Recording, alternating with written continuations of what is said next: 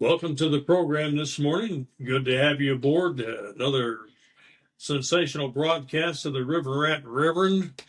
I got a special guest on here this morning. I'm gonna have her do a lot of talk. She may overtalk me. I don't know. She's a strong-willed woman, but God's been good to us, and I want to talk to her about her life a little bit. You might find it a little more interesting than mine. I don't know, hopefully. But our podcast this morning, we're brought to you by Level Up Web Solutions. They build good websites, great websites, and you'll find them at levelup-websolutions.com. Levelup-websolutions.com. They'll build you a good site, and they'll give you a good, reasonable price. If you have a story that you'd like to share, something that God has done in your life, or what God's doing through your life, maybe God's got you in a ministry, maybe God's brought you through some harrowing times, we'd like to hear it. We'd love to have you on the podcast. And if you go to riverratreverend.com, go to the bottom of the page, and there'll be a comment section. Let us know. We'd love to hear your story. You'll find us on Spotify, Apple, Pocket Cast, YouTube, and all the good stuff. All right. So anyway, I have with me this morning my wife, Teresa. Welcome aboard, Teresa. Good to be aboard. Good to be. We met. Oh man, how long we've been married? 47. I was waiting for you to say forever. Forever. Pretty much the same thing. And we met on February 9th, 1978 at the Hammond First Assembly up on, what was the name of that street? Name? Soul Street. Soul Street, yes. Soul Street in Hammond. Soul Street Assembly of God. We used to have annual youth gatherings, and they were called CA rallies. What was CA? What was that? What did that stand for? Christ Ambassadors. Christ Ambassadors. They got different names now. I don't know. They changed so much. But I remember it was a cold, snow-laden day, February 9th, 1978. Tommy Kalk was the evangelist that day. As I recall, he did a good job. I was the youth leader. They call them youth pastors now, at the Shelby Assembly of God, Faith Assembly of God in Shelby. And you were the pastor where, youth pastor where? Lake Station Assembly. How we ran across. Now, I had met her brother Tom, a few months before. And so Tom introduced us, and I found out that your brother Tom and Donnie Van Houten were trying to get us set up and everything.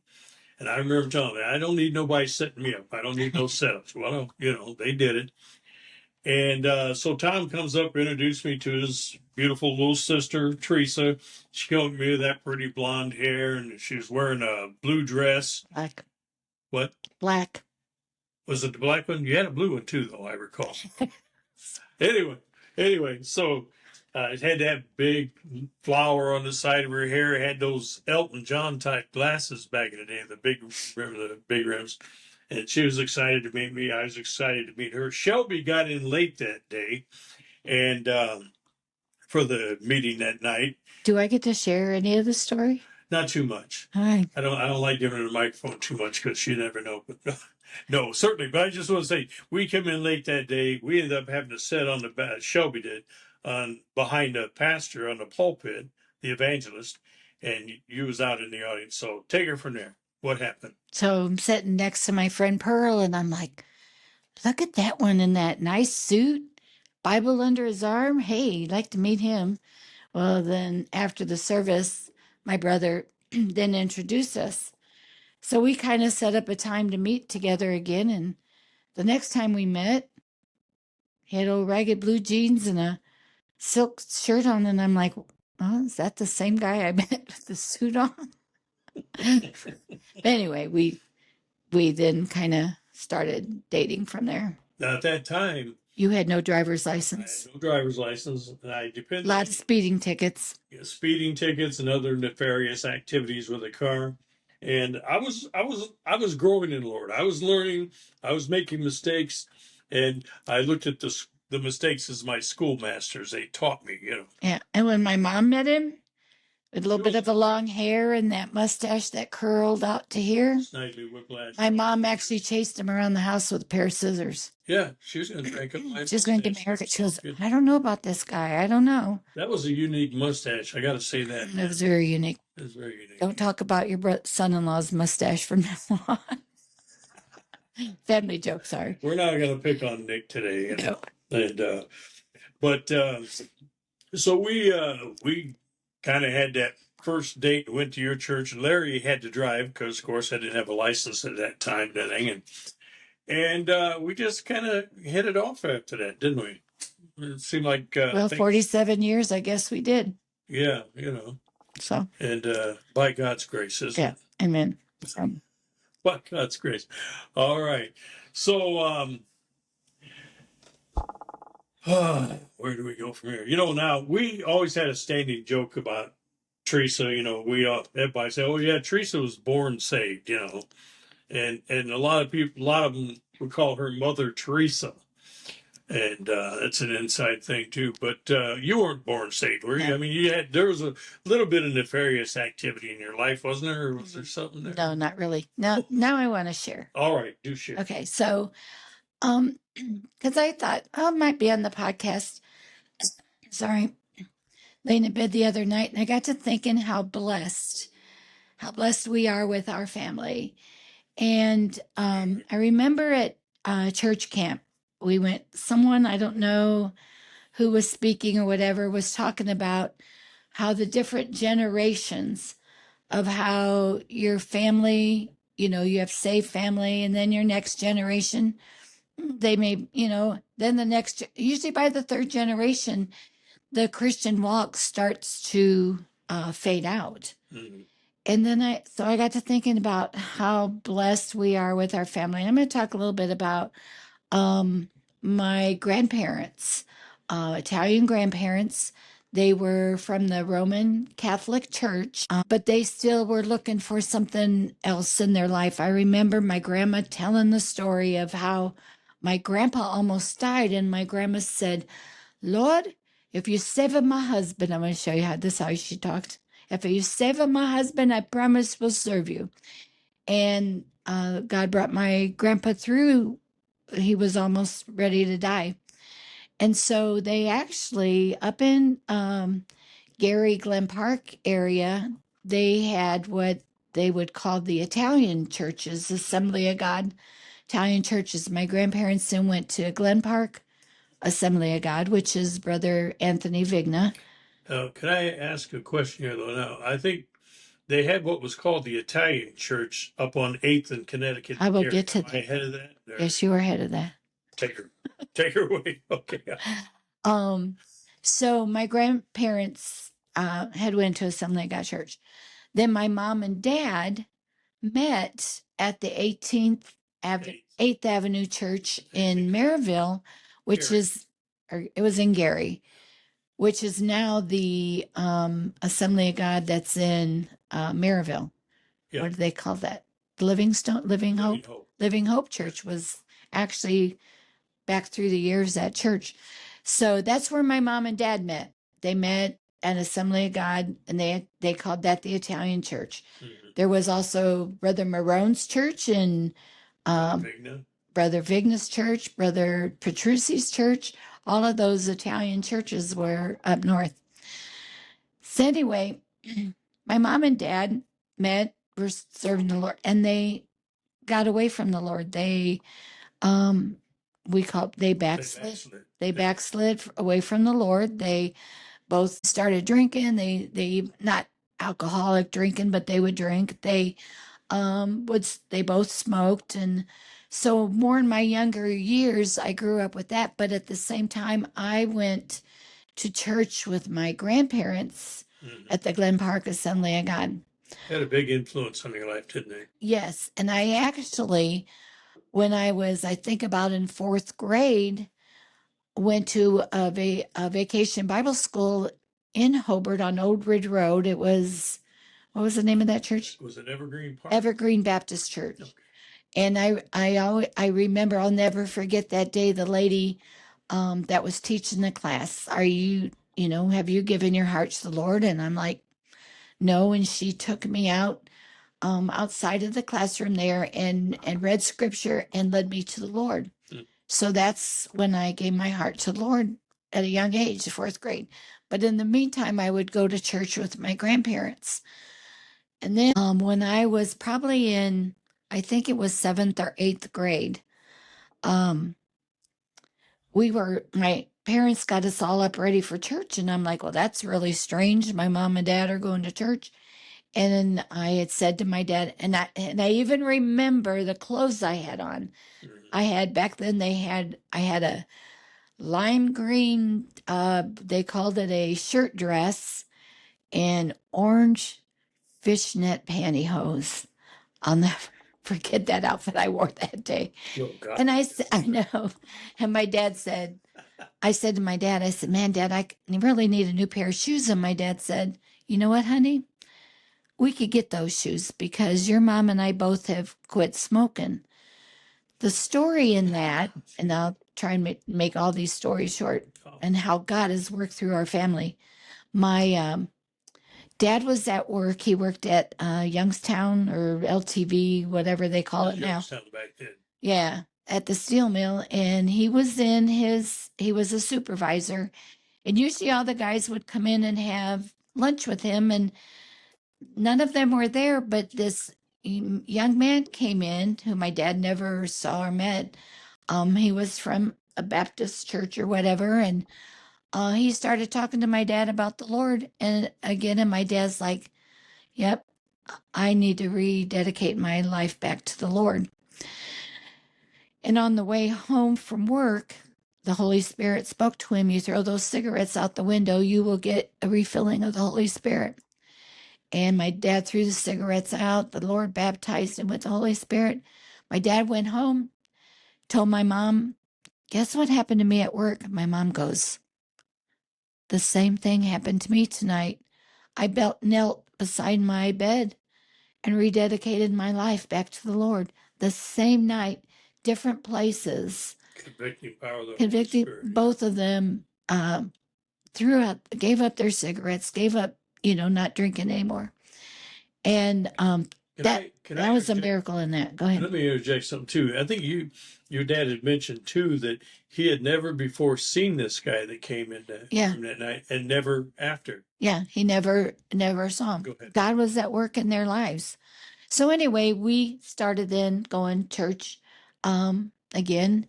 Well, since I was a little baby or whatever from before.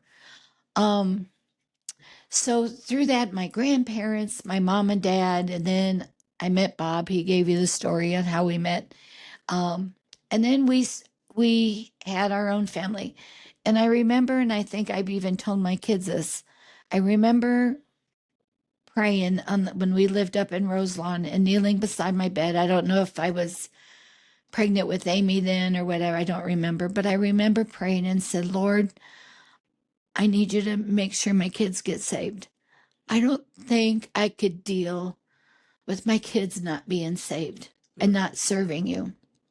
Now, to say we had a perfect life, no, we did, Close. No, we did, we had our troubles, our ups and downs, dealing with things. One of the things that Amy in the podcast that she was talking about said, one of the things in our family that we all learned, and Bobby's back there could attest to this too, is that we learned forgiveness. That we could have our rough times in the family. We could go through things that were so hard and so tough, but yet we all came back. We had each other's back in forgiveness. Being able to forgive one another. We don't know how not to, really, be honest with you. Not being self-righteous, but we we don't know how not to. And forgiveness is a big thing. When your kids go through things, you don't throw them off to the side of the curb. You love them and you forgive them and bring them back in. Yeah. So through my grandma and grandpa, my mom and dad, me and Bob, and now my kids, God's has done a work with two kids that were in ministry. Through Bobby, where God has done miracle with him and Lindsay. Thank God that God is doing so much in their lives. And Chris, Bob just recently helped Chris to get baptized. Then he also had helped Tommy, our grandson, to get baptized not too long ago. Well, Tommy wanted me to baptize him, and Chris wanted me to help baptize him. So yeah, that was an honor. So now even watching our grandkids, oh yeah, there's some bumps there, but you know what? We love them. We pray for them, and God's going to do a miraculous work in their lives. Yeah. And that's what, we're praying for, that God covers them. And I know it's tough on our kids to, they're raising their kids and having to go through things, but you know what?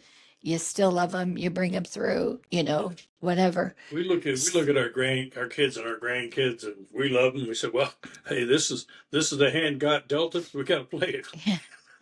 So even now, from that to the next generation, from grandma, grandpa, mom and dad, me and Bob, our kids, next generation. Even right now, um, a couple of our grandkids, they are serving the Lord. They're involved in church. Our granddaughter, our oldest granddaughter, her and her husband are um, youth children's pastors in their church, and they're getting ready to have our great grandbaby, first great grandbaby. They already know it's a boy, and his name's going to be AJ. So yeah, so I've said this before. If you have praying grandma, grandpa, mom, dad, whatever, y'all better just raise your hands up and say, "Okay, God," because all those prayers, the hounds of Satan, or the hounds of Satan, sorry, not Satan, the hounds of heaven are going to be on you, Yeah. and God is working in your life to bring those miracles, to bring you to them. And I think it all goes back to my prayer that I always will remember doing, that is praying beside the bed and saying, God, save my children. Yeah.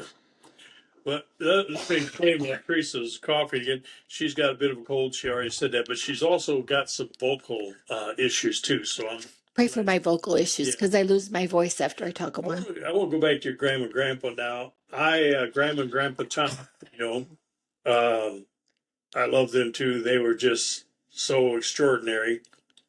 And I remember your grandma sitting there talking to me intensely about God, and grandpa was even harder to understand. Their English was really kind of broken. I'd have to look to you like, what? Teresa would have to explain to me. She's saying this, or he's saying. She would say, Europa. You know, And Bob would go, Europa, why is she talking about a rope? I'm like, no, Europa was Europe. Yeah. Europa was Europe. Yeah. I remember your grandpa always, he'd be talking to me. He was much harder to understand than grandma was.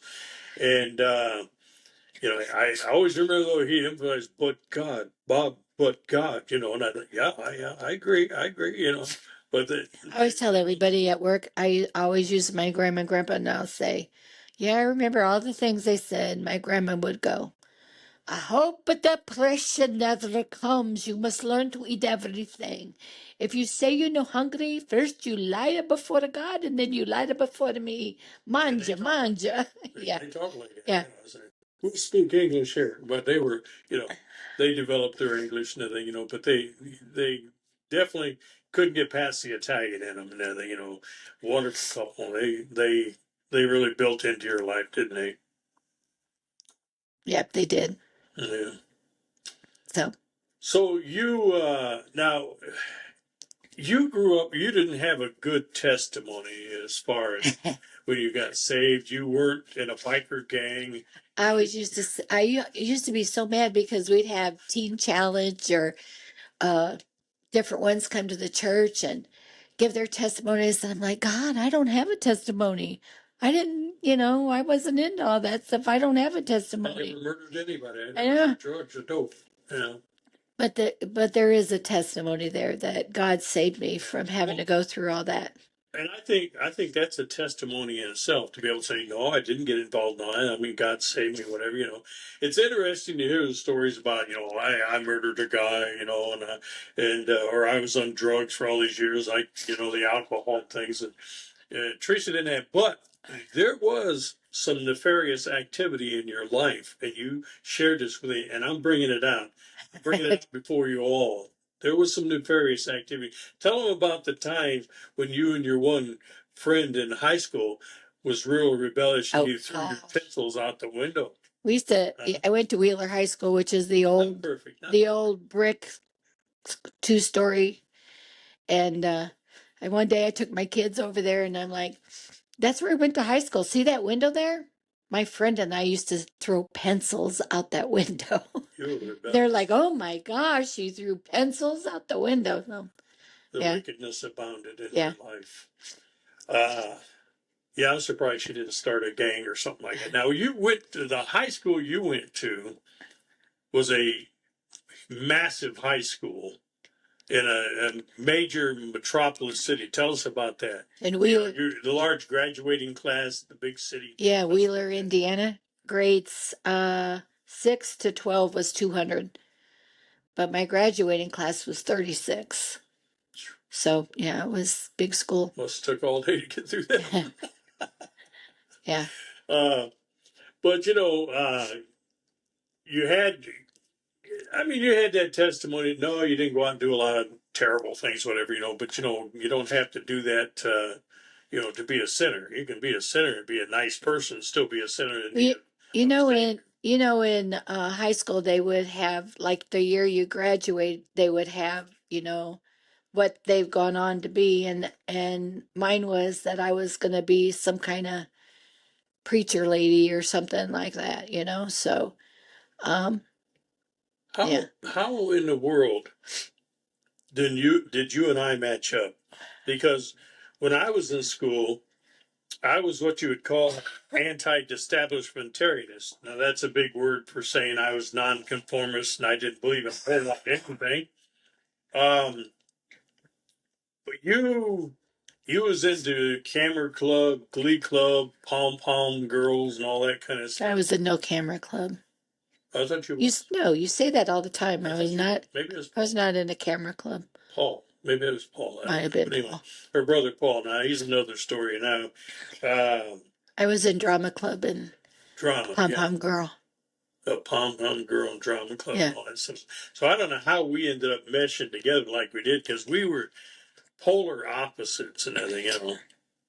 But I Well, that's guess. because I did, and then I didn't tell the story too of, Mhm. like, I was out of high school already 4 years, and my friend from Louisiana, Joyce. Hey, Joyce. We grew up together. Joyce says, "Come on down to Bible school down in Waxahachie, Texas." I'm like, well, What was the name might of as the Bible well. school? Southwestern. South. Okay. Southwestern in Waxahachie. Mm-hmm. I'm like, well, might as well. Sold my brand new car, flew down there. I was down there 2 months, and I'm like, I miss my mom. Had 2 months of Bible college and decided to just come back home Mm-hmm. because I only went down there to find me a husband. And Mm-hmm. so What do they call that? An MRS? MRS degree, and that didn't happen. So anyway, and I come back, and then that was what, 3 or 4 months later, I met Bob. And then God gifted you with me. Yeah. All that money it cost me. All that money. And I think you probably had ideas of marrying an evangelist or something like that. I don't know. What was your idea? Just anybody, I don't know. It's no. Was your life when you was a kid growing up? I mean, was it tough at home? Did you have a lot of? Was it rough? Did you have a good? Well, how was it? I know I don't remember it being rough. My dad was a good provider, and my mom worked. I remember my mom worked at the Valparaiso University, and then Harvey's at Valpo, and I remember I cooked at a young age, uh, to help out. But no, we had a good life. Now, in school, you life wasn't always easy in school. I think your brother Tom and Danny kind of Well, that was messed that up for you. that was my freshman year in high school. My freshman year in high school, my brothers were senior. Both of them were seniors. Tom and Danny, take note. Oh my gosh, yeah. Tom and Danny Von Drace. Yeah. The guys, oh, you're Tom and Danny's sister, are you? And because they were too busy taking their girlfriends away or whatever, and so I would be walking down the hall and someone would hook my arms and set me on top of a garbage can. And I'd go home crying, and my mom says, you know what? If they didn't like you, they would not even be talking to you. And after that, made a joke of it, and we had so much fun, I had a fun year my freshman year. Later got to be a little bit more fun. Then we moved to Wheeler, so that was at Portage. Dad Von Dracek, your dad. Now her mom and dad, who were my mom and dad, her family is my family. As Grandma and Grandpa Thomasino. I don't say your grandma and grandpa. Your family meant a lot to me. Your dad was the kind of guy, he would give you the shirt off his back. Always giving things away. He had a business one time, didn't fare too well. Tell us about that. Well, I'm not sure. The hardware store. Well, he had an antique store. He had when we lived in Wheeler, had a hardware store. Yeah, it wasn't a big business. But your dad was the kind of guy that people get things on credit and people weren't paying, but your dad always extended a helping hand out to people. That was just his nature, wasn't it? Yeah. And he later, go ahead. I don't remember. You remember more than I remember. I dig for details. No, but I didn't get to have the relationship with my dad that I always wanted, and until the last year of his life, and we built that bridge there, finally in that last year and everything. But your dad, he was always dad to me. I called your mom and dad, mom, and everything. Your mom, what kind of influence did your mom play in your life? I could say my mom was my best friend. She, still to this day, there's times when I'm like, I wish I could talk to my mom.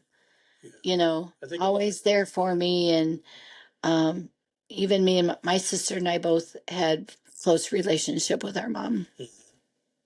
So well, and I think it's like our daughters, Amy and yeah. If they don't call me once in a while, they call her every day. Janessa calls every day. 2 or 3 times. Amy calls once a day. And I'll call her. Bobby? Bobby? He'll call his dad. Yeah. Bobby once in a while he'll call mom. He usually calls me, and Chris usually calls. Chris calls Bob. Yeah. But I think they were two very special people. And now after we met in the scissor incidents where your mom was chasing me with scissors, we went on a canoe trip down the Tippecanoe. And after that, your mom came back and she really liked me. That's because we had the canoe going in the wrong direction, and you're sitting on the wrong end going in the wrong direction. Yes. There's a back and a front to a canoe. My mom and dad, after we went on that trip, loved Bob. Then they, yeah. And then after we were married, and for years we went to church camp, family camp together. Yeah. Always about the last week of June. That's where our kids grew up, at church camp down in Hartford City, Lake Placid, and those were good times. Those were about very good times. So, but your mom and dad were very special people. They played they invested into your life. There's things that you draw from that to this day, and our daughters do the same. And it seems to be with girls, especially with their moms. You got to have that call to mom. You're going through a thing, you're dealing with stuff, whatever. Got to call mom. I always tell people when they lose their mom, moms are the hardest hardest to lose. You miss your dad, you do, Yeah, but moms are very hard when you lose them.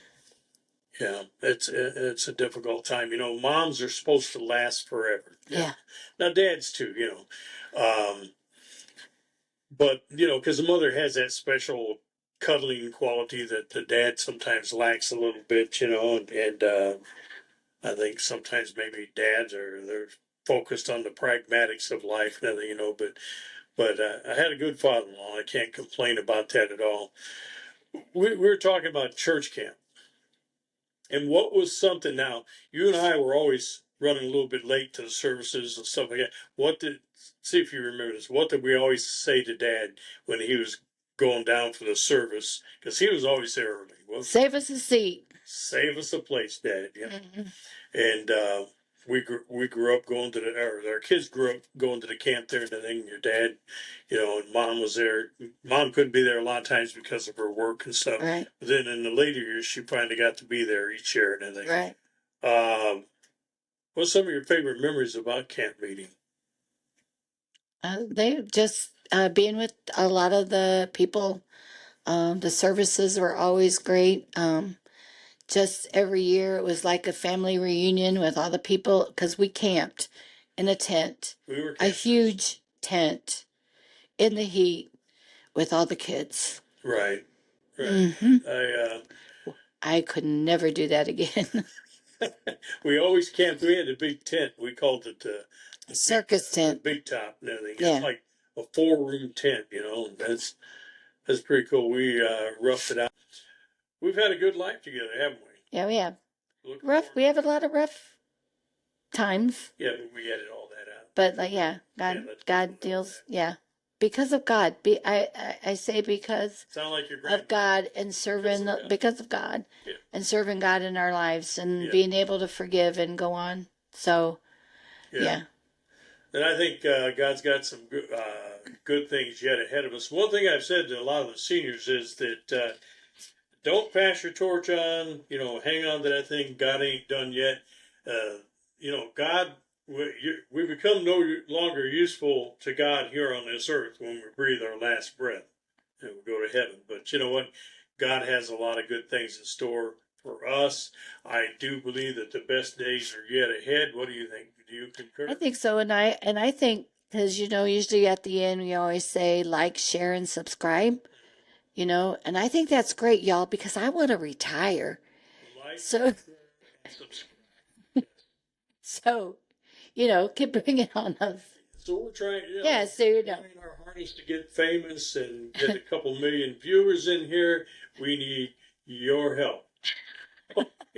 Hey, this has been good. I love my wife and enjoyed having you on here, Teresa. Thank you very much. And till next time, God bless.